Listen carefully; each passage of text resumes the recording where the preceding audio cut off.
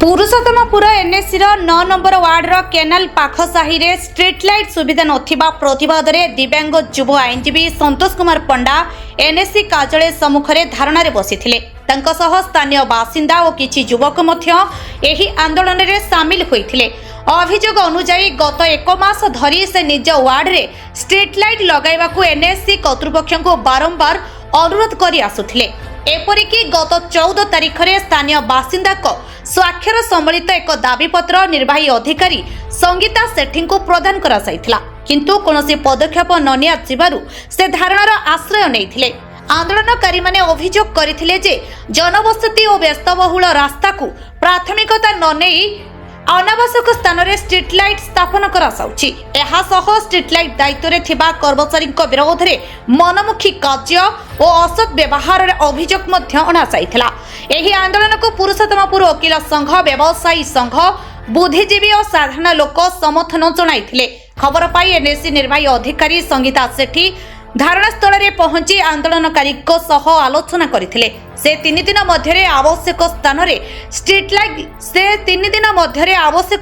Street light लगाइबा सह संपृक्त कर्मचारी विरोध रे आवश्यक पदक्षेप नेबाकू प्रतिश्रुति देबा परे धारणा प्रत्याहार करा साइथिला। तेबे निर्धारित समय मध्यरे प्रतिश्रुति पालन न हेले पुनर्बार गणतांत्रिक आंदोलन करासिबो बोली आंदोलनकारी माने चेतावनी दैछंती। प्रकाश चंद्र त्रिपाठी, सभापति पुरुषोत्तमपुर वकील संघ। आज मुख्य आकर्षण होची ये जो सरकार जो संस्था को विकसित करिया पे, आलोक सजा करिया पे एवं आलोकीकरण करिया पे जो पुरुषोत्तमपुर एनएसी को जो संस्था को दायित्व दैछंती, सही संस्था ठीक भावे लाइट लगेवा, पोल पोतिवा ऊपर गुरुत्व न दे दौनाहांती।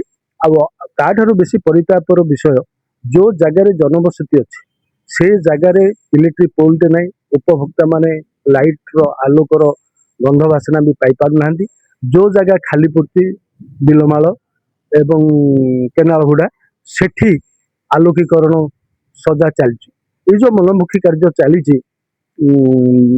जेकोसी जो संस्था नहीं मनमुखी कार्य कर आमे दृढ़ भाव निंदा करछु। मो ना संतोष कुमार पंडा, मो वार्ड नंबर 9 रो बासिंदा। मो प्रधानमंत्री आवास योजना पाइगिरी वार्ड नंबर 9 तो केनाल स्थित से पाखरे आमर घर करछु आवास योजना पाइगिरी, किंतु सेठी से आखपाख अंचल स्ट्रीट लाइट लगी जोड़े मनीष नहांती से स्ट्रीट लगी, बिलमाल स्ट्रीट लगी, एमती प्लटिंग माने प्लट वाला प्लट रे स्ट्रीट लाइट लगी, किंतु आमे बंचिया से संघर्ष करछु। किंतु बारंबार आसिया सत्ते कार्यनिर्वाही अधिकारी सहित बारंबार मिसा सत्ते से मोर अभियोग किसी शुणिले, से मुझे बाध्य हली आज अनशन कली। आउ ए अनशनटा जारी रतल जाए से जगार स्ट्रीट लाइट लगिनी। मु कहवाक चाहूँगी जदि से लगुच ये कमाई लगे, जदि से पाखपाखी अंचल लगुच आमर से कहीं लगे, बुझे ना। जदि रेजुलेशन हो समस्या जदि थी एत आमे आपण अभियोग देइचंदी समाधान तो किछ समय लागो ना। आपण धारणा दायर कारण मु मासे हेला आसिलेनी, बुझलेनी। एमिति कि निजे ईओ मैडम जाइथिले से जगह तनिखी करी आसिले, किंतु कौन से भीतर हेला सी काली मंदिर छका आडू काटिगिरी आनिगिरी लगे कहउथिले, किंतु कुंभारी आडू लगेगिरी नेले, जा द्वारा कि एपटे लगेले पार्टिकुलारी आमे जोड़ रोचु आमर जोड़े जनप्रतिनिधि मो बापा माँ मु जने भिन्नक्षम से रोचु जानी शुणी लगे ना कौन उद्देश्य मु भी जाननी।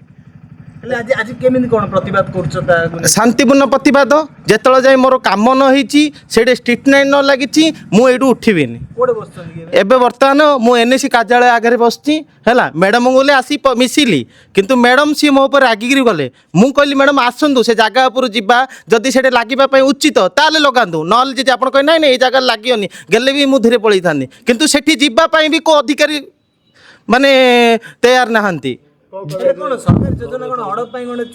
हाँ हाँ निश्चय भाव जदि आपणकर खाइला कान लगुच खगा कान लगुच मझे लगुनि तार उद्देश्य कौन?